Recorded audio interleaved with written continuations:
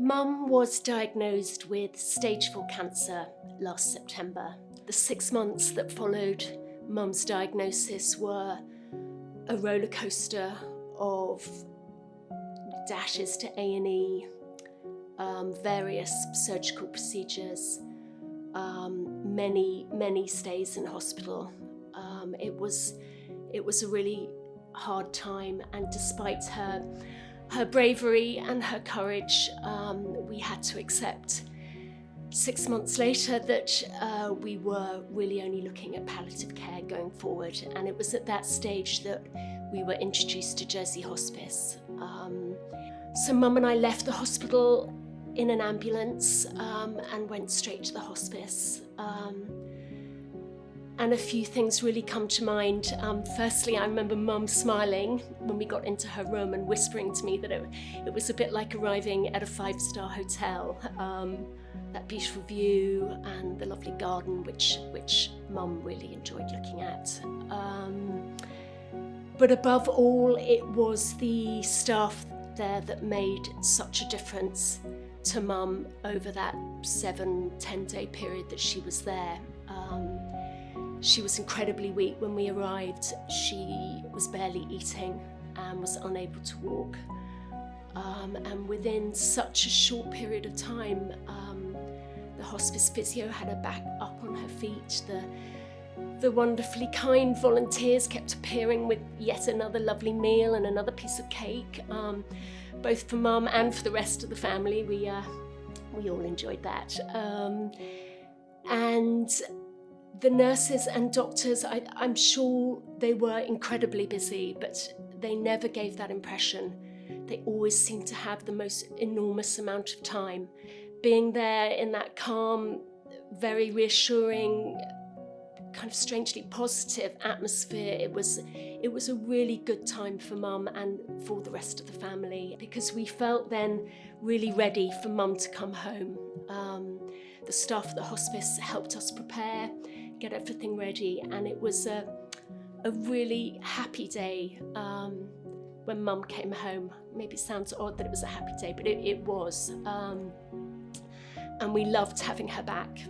The person that became really vital to us then was our hospice nurse, our community nurse. She was possibly the most important person to my family.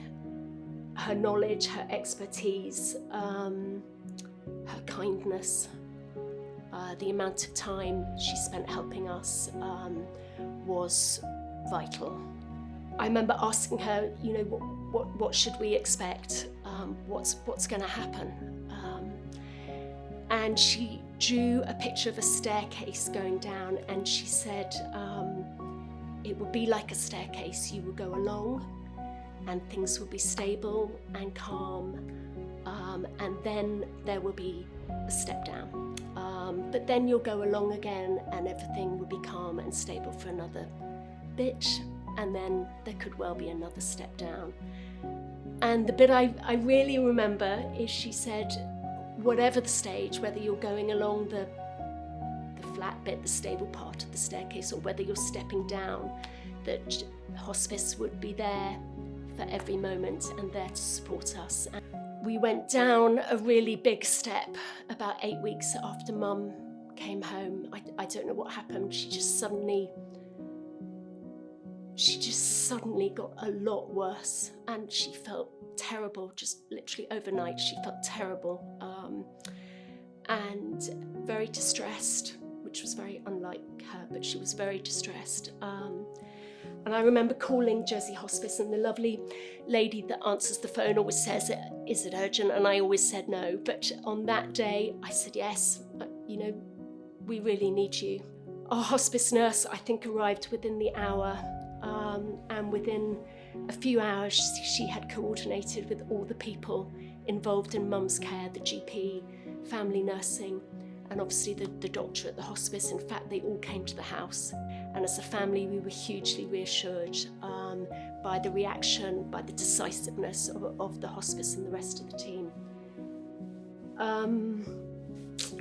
2 weeks later, on a beautiful sunny day, Mum died. She was in her own bedroom, looking out over St Albans Bay, and her family were all there. And it was incredibly hard, of course, but we were hugely reassured that we were able to give her the end that she had wanted, and that as a family we had wanted to give her.